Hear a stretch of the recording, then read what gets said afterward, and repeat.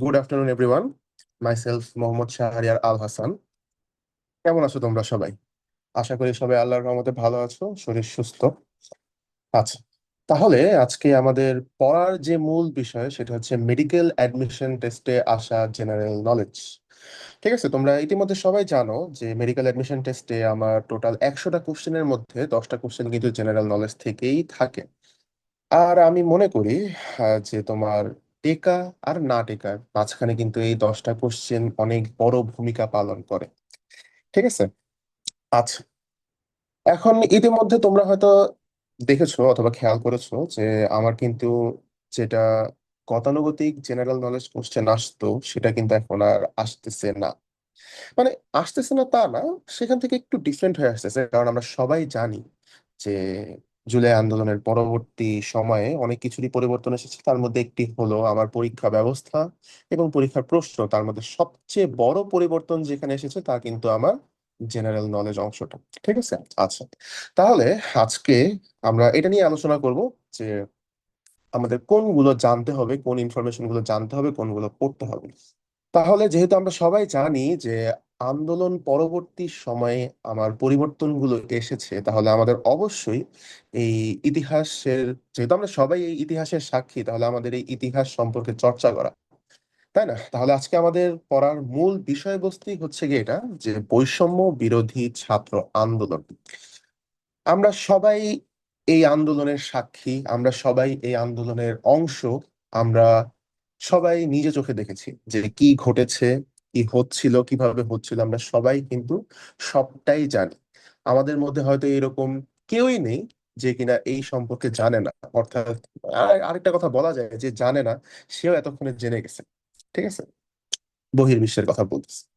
আচ্ছা, তাহলে এখন আসো যে আমাদের উচিত এই বৈষম্য বিরোধী ছাত্র আন্দোলন চলাকালীন সময়ে কোন কোন ঘটনাগুলো ঘটেছে, এই ঘটনাগুলো আরেকবার একটু মনে কর। ঠিক আছে। আচ্ছা, তাহলে আমরা জানি যে বৈষম্য বিরোধী ছাত্র আন্দোলন বা বৈষম্য জিনিসটা আসলো কোত্থেকে, কারণ আমাদের উপরে বৈষম্য করা হচ্ছিল। কি ধরনের বৈষম্য? এই যে কোটা ভিত্তিক বৈষম্য।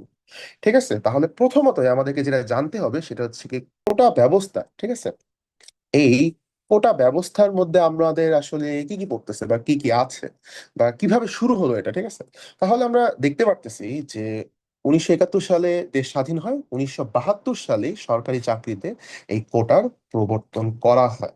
কেন? কারণ মুক্তিযুদ্ধে অনেকে অংশগ্রহণ করেছিল, তারা অনেকেই অনেক ধরনের ক্ষয়ক্ষতির মধ্যে দিয়ে গিয়েছিল, তো তাদের ছেলে মেয়ের জন্য কোটা ব্যবস্থা করা হয়েছিল। কারণ তাদের ঘরের যে কর্তা, সে হয়তো মুক্তিযুদ্ধে আহত নিহত সামথিং, তো অবশ্যই ঘরটাকে চালানোর জন্য তো একজন মানুষ লাগবে। তো তাদের সন্তান সন্ততির জন্য মেইনলি এই কোটা ব্যবস্থাটা চালু করা হয়, যাতে তারা হচ্ছে কি সহজে চাকরি পায়, পড়াশোনা করতে পারে। কিন্তু পরবর্তীতে এই ব্যবস্থাটাকে নিয়ে অনেক ধরনের মানে দুর্নীতি আমরা দেখতে পারি, যার কারণে শেষ পর্যন্ত এই রক্তক্ষয়ী এক আন্দোলনের মাধ্যমে আমরা এক স্বাধীন বাংলাদেশ পেয়েছি। কিরকম স্বাধীন? স্বৈরাচার মুক্ত স্বাধীন, সত্যিকারের স্বাধীন। ঠিক আছে। আচ্ছা, এখন খেয়াল করো যে 2018 সালে, অর্থাৎ এই কোটা জিনিসটা মুক্তিযোদ্ধাদের ছেলে মেয়ে পর্যন্ত ছিল। ঠিক আছে, দ্যাটস ফাইন, কারণ মুক্তিযোদ্ধাদেরকে আমরা সম্মান করি, তাদেরকে সম্মান করে তাদেরকে তো কিছুটা দেওয়া লাগে, তাই না? এখন তাদের ছেলে মেয়ের পরে যখন দেখা গেল তাদের নাতিপুতি অথবা নাতিপুতিদের নাতিপুতি বা ছেলে মেয়েদেরকে যখন এই ফ্যাসিলিটি দেওয়া হচ্ছে, তখন তো এটার কোনো মানেই দাঁড়ায় না, তাই না? এই জন্য এই কোটা নিয়ে একবার আন্দোলন করা হয়, যার মাধ্যমে আমরা প্রথম ও দ্বিতীয় শ্রেণীর চাকরি থেকে এইটাকে বাতিল করতে সফল হই। ঠিক আছে।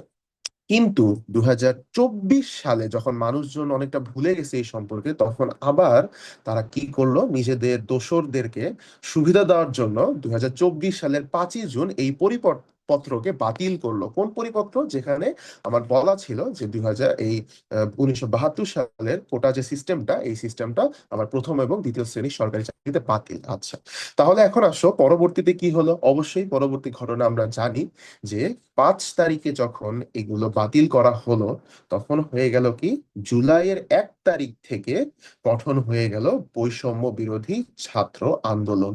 ঠিক আছে, এবং সে আন্দোলন চলমান রইল।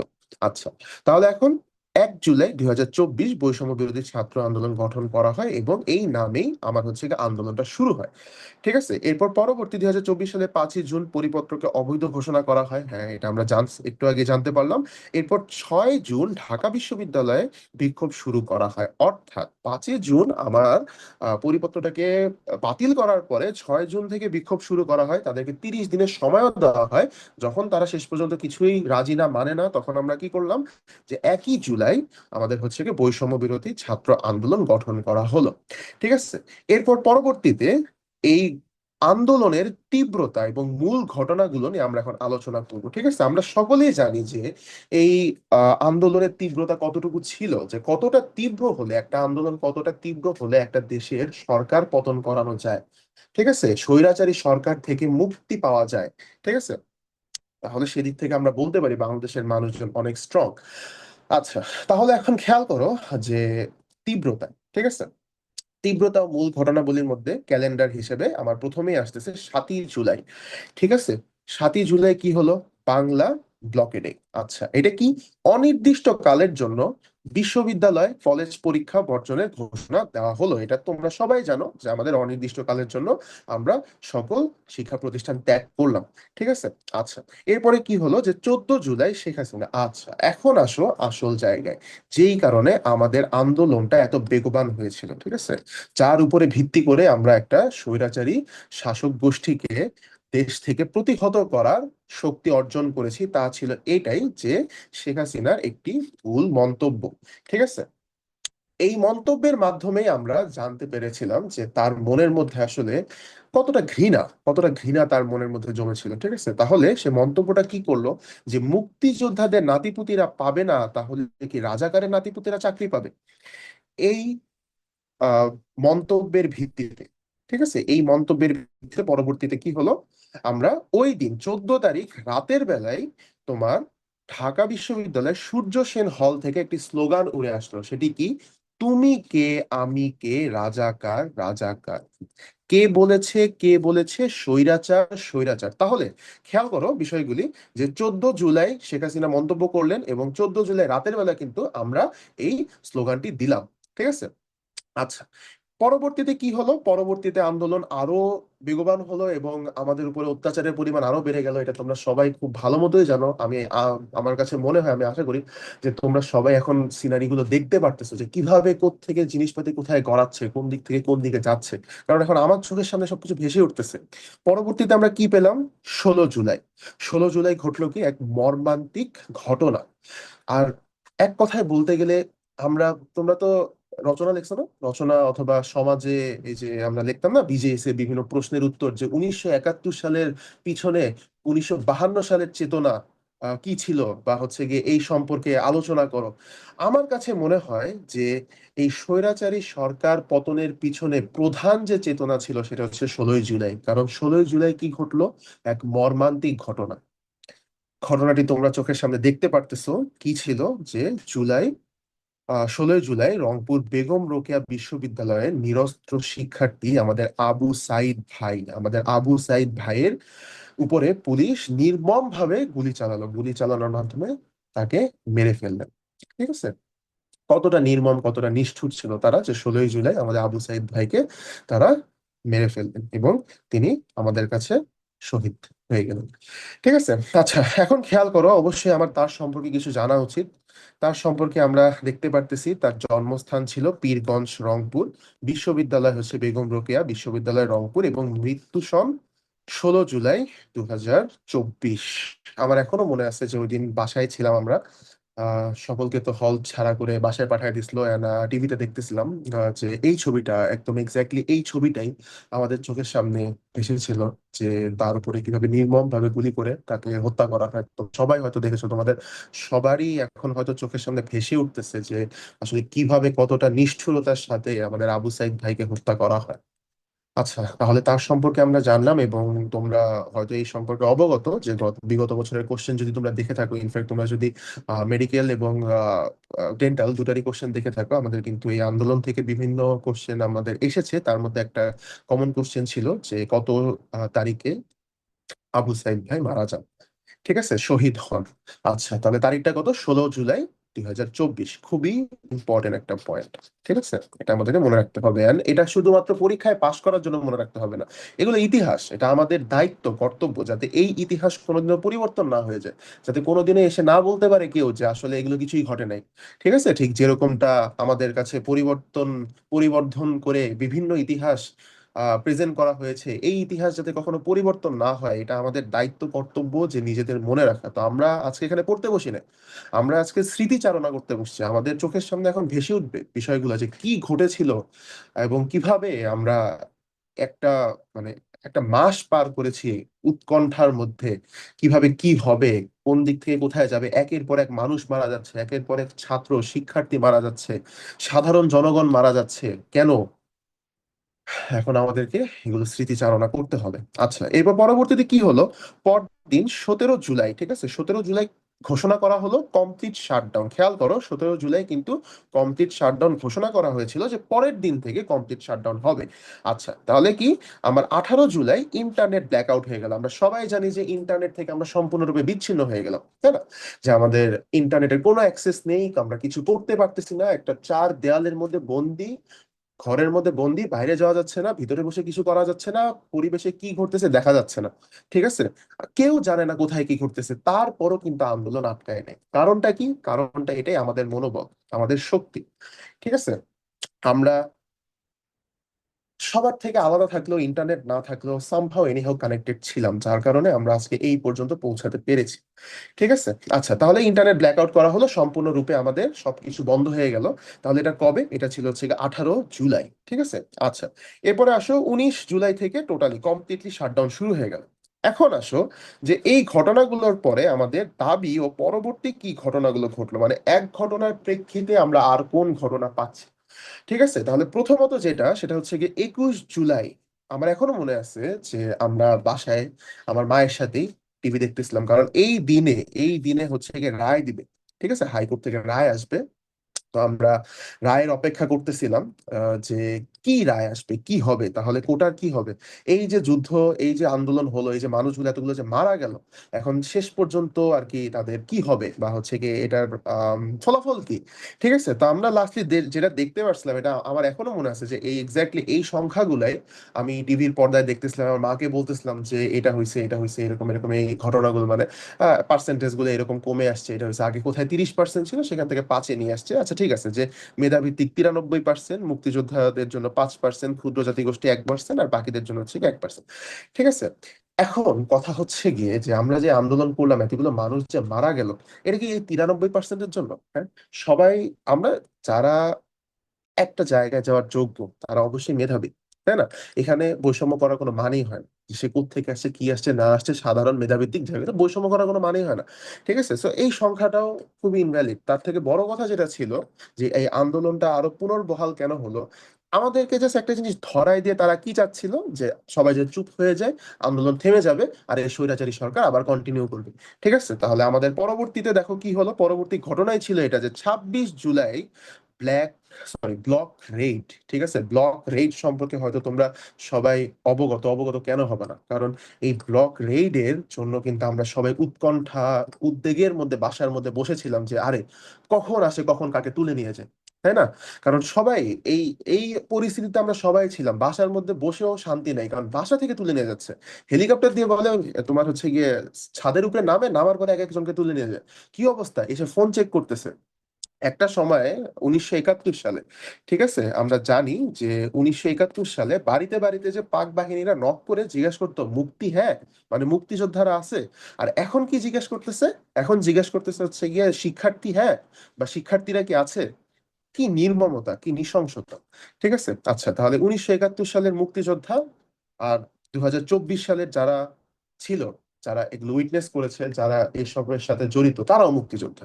ঠিক আছে, আচ্ছা, এবার আসো যে 31 জুলাই কি হলো, যে এত মানুষ মারা যাওয়ার কারণে এই নির্মমতার আমরা মার্চ ফর জাস্টিস, 31 সালে মার্চ ফর জাস্টিস, অথবা রিমেম্বারিং আওয়ার হিরোস, যে আমরা আমাদের যে শহীদ ভাই বোনদেরকে শ্রদ্ধা জানানোর উদ্দেশ্যে আমরা শুরু করলাম রিমেম্বারিং আওয়ার হিরোস অথবা মার্চ ফর জাস্টিস, যেটাতেও কিনা আমাদের সরকার কোনোভাবেই খুশি ছিল না, এটার উপরেও হামলা চালায় তারা। আচ্ছা, পরবর্তীতে কি হলো যে 2 আগস্ট শিক্ষক ও নাগরিক সমাজের দ্রোহ যাত্রা। এইটাও আমার খুব ভালো মনে আছে এখন পর্যন্ত, যে আমি এটাও টিভি চ্যানেলে দেখেছিলাম যে আমাদের শিক্ষার্থীরা, ঠিক আছে, আমাদের মাননীয় শিক্ষার্থীরা, গুরুজনরা কি করতেছিলেন, নাগরিক বিভিন্ন পেশার নাগরিকেরা আমাদের জন্য বা শিক্ষার্থীদের জন্য রাস্তায় নেমেছিলেন। আমার এখনো মনে আছে যে আমি কিছু শিক্ষকদেরকে দেখেছিলাম যারা শিক্ষার্থীদের জন্য কাঁদতেছিল, এবং তারা হচ্ছে গিয়ে আমাদের পক্ষে কথা বলতেছিল। যে আমার এখনো মনে আছে যে তাদের মধ্যে একজন একজন না, তারা সকলে এই কথাই বলছিল যে আমাদের শিক্ষার্থীদের উপরে তোমরা এভাবে অত্যাচার চালাবার, আমরা অভিভাবক হয়ে আসবো না? হ্যাঁ, আমাদের বাচ্চাদেরকে তোমরা এভাবে অত্যাচার করবে, আমার বাচ্চাকে তুমি মেরে ফেলবে, আর আমরা হচ্ছে কি আসবো না? এই ঘটনা আমরা সবাই সাক্ষী, তোমরাও দেখেছো, আমিও দেখেছি, আমরা সবাই দেখেছি। এগুলো আসলে মুখস্থ করার কিছু নেই, এগুলো এগুলো আমাদেরই ইতিহাস, ঠিক আছে? এগুলো আমাদেরই, এটা অন্য কোনো মানুষের ইতিহাস না, কারণ চেঙ্গিজেদের এই এই দিনগুলো আমরাই পার করে আসছি জাস্ট একটা বছর আগে। এই দিনেই ইনফ্যাক্ট আজকে আমরা জুলাইয়ের 11 তারিখে কিন্তু বসে আছি, ঠিক আছে? আচ্ছা, এরপরে নেক্সট আমরা যেটা দেখবো সেটা হচ্ছে গিয়ে যে 3 আগস্টেই কিন্তু শুরু হয়ে গেল আমাদের কি এক দফা এক দাবি। কি ছিল সেই দাবি? যে সরকারের পদত্যাগ, শেখ হাসিনার পদত্যাগ, ঠিক আছে, এক দফা এক দাবি স্লোগান সবাই দিয়েছে। 3 তারিখ থেকে শুরু হলো। আর আমাদের ঘোষণা করা হলো কি 6 তারিখে মার্চ টু ঢাকা হবে, যেটা পরবর্তীতে আগায় 5 আগস্টে আনা হলো। এবং এই 5 আগস্টে, 5 আগস্ট বা বলতে পারো যে 36শে জুলাই, মনে আছে তোমাদের? জুলাই, এই 36শে জুলাই বা 5 আগস্টেই কিন্তু আমাদের শেষ পর্যন্ত আমরা স্বাধীন হলাম, ঠিক আছে? যে এক রক্তক্ষয়ী যুদ্ধের মাধ্যমে বলতে পারো, বা হচ্ছে আন্দোলনের মাধ্যমে আমরা শেষ পর্যন্ত একটা স্বাধীন স্বৈরাচার স্বাধীন দেশ পেলাম। ঠিক আছে, তাহলে কি 5 আগস্ট মার্চ টু ঢাকা অনুষ্ঠিত হয়। সারা দেশ থেকে সকল শ্রেণীর জনগণ হচ্ছে গিয়ে ছুটে আসছিলেন। খুবই অবাক করা যে সবাই এদিন কেউ বসেছিল না। এর আগের দিন পর্যন্ত কিন্তু নৃশংসতা হয়ে গেছে, সবাই ভয়ে ছিল, উৎকণ্ঠায় ছিল, বাট তারপরেও কেউ কিন্তু বাসায় বসেছিল না, সবাই বের হয়ে আসছে, এসে আমাদের ঢাকার উদ্দেশ্যে এসেছে। এবং শেষ পর্যন্ত আমরা কি শেখ হাসিনার পদত্যাগ দেখতে পারি, দাবি জানানো হয়, পরবর্তীতে সে পদত্যাগ করে। আর আমরা কি শেষ পর্যন্ত একটা স্বাধীন রাষ্ট্র পাই, তাই না? স্বৈরাচারহীন রাষ্ট্র। আচ্ছা, এখন মোটামুটি এই তো ছিল আমাদের ক্যালেন্ডার ঘটে যাওয়া সবচেয়ে গুরুত্বপূর্ণ দিনগুলো, দিবসগুলো, যেগুলো আমাদের কোনোদিনও ভুললে হবে না। কিন্তু এখানে এখন আরো একটি বিষয় আছে। শহীদ তো হয়েছেন অনেকেই, কিন্তু তার মধ্যে কিছু হিরো ছিলেন। যেমন আরেক শহীদ আমাদের ভাই মীর মাহফুজুর রহমান মুগ্ধ। মুগ্ধ ভাই, ঠিক আছে, খুবই মর্মান্তিক একটা ঘটনা ছিল এটা। 9 সেপ্টেম্বর 1998 সালে তার জন্ম ঢাকার উত্তরাতে। তার সম্পর্কে আমাদের অবশ্যই জানতে হবে। তিনি ছিলেন ঢাকা বাংলাদেশ ইউনিভার্সিটি অফ প্রফেশনালের মাস্টার্স এর ছাত্র, ঠিক আছে? এবং তার মৃত্যু হয় 18 জুলাই 2024, জাস্ট 2 দিন পরে। And তোমরা সবাই জানো, তোমরা সবাই দেখেছো যে তার শেষ বাক্য কি ছিল? ভাই, পানি লাগবে কারো? পানি। মানুষের উপকার করার জন্য কিন্তু সে সেখানে গিয়েছিল, আহতদের পানি দেওয়ার জন্য, যারা হাঁপিয়ে উঠেছে তাদের পানি দেওয়ার জন্য, মনোবল দেওয়ার জন্য। এবং শেষ পর্যন্ত একটি গুলি এসে তারই মাথার পিছনে লাগে এবং তিনি শহীদ হয়ে যান। আমাদের মীর মুগ্ধ ভাই আহ খুবই দুঃখজনক একটা বিষয়, এবং তারা সব সময় আমাদের কাছে শ্রদ্ধার পাত্র হয়ে থাকবেন, এবং সারা জীবন আমরা তাদেরকে মনে রাখবো। এটা এখন আমাদেরই দায়িত্ব, যেহেতু আমরাই ছিলাম এর মাঝে, আমরাই ছিলাম এই ইতিহাসের একটা অংশ। তা আমাদেরই এখন দায়িত্ব যাতে এই ইতিহাস কখনো পরিবর্তন না। এই ইতিহাস, আগের অনেক ইতিহাস পরিবর্তন হয়ে আমাদের কাছে এসেছে। আমরা জানি যে কোনো ইতিহাসে একদম 100% সঠিক না, কিন্তু এই ইতিহাসটা যেহেতু আমরা নিজে চোখে দেখেছি, যেহেতু এটা আমরা নিজে এর ফল আমরা নিজেরা ভোগ করতেছি, আমাদের উচিত এটাকে নিজেদের কাছে মানে লালন করে রাখা, ধরে রাখা, যাতে এই ইতিহাস কখনো পরিবর্তন না হয়। তাহলে এখন আসো যে মেডিকেল পরীক্ষার জন্য অবশ্যই তা আমাদের এই ইতিহাস মনে রাখতে হবে। সাথে মেডিকেল পরীক্ষার জন্য যেগুলো খুবই গুরুত্বপূর্ণ, তার মধ্যে একটা হচ্ছে গিয়ে আমাদের মুগ্ধ ভাই সম্পর্কে, যে সে কবে মারা যান, তার শেষ বাক্য কি ছিল, জন্ম, তার সম্পর্কে জানতে হবে। পরবর্তীতে আমাদের অবশ্যই শহীদ সাইদ ভাই সম্পর্কে, আবু সাইদ ভাই সম্পর্কে জানতে হবে, যে তিনি বেগম রোকেয়া বিশ্ববিদ্যালয়ের একজন শিক্ষার্থী ছিলেন। তারপর 16 জুলাই 2024 সালে তিনি মৃত্যুবরণ করেন বা শহীদ হন, ঠিক আছে? এছাড়া বাকি যে ইনফরমেশন গুলো আছে ক্যালেন্ডার ওয়াইজ, এগুলো আমাদেরকে মনে রাখতে হবে। এগুলো আমাদের পরীক্ষার জন্য কিন্তু খুবই গুরুত্বপূর্ণ। তোমরা অলরেডি যারা প্রশ্ন দেখেছো তারা জানো যে আমাদের জুলাই ইনসিডেন্ট থেকে কিন্তু ডেন্টাল এবং মেডিকেল উভয় জায়গাতে বিভিন্ন রকমের প্রশ্ন এসেছে। তাহলে আমাদের এই ছিল আজকের ক্লাস, এবং ধন্যবাদ সকলকে আমার সাথে থাকার জন্য। Best wishes for everyone. See you soon in medical campus.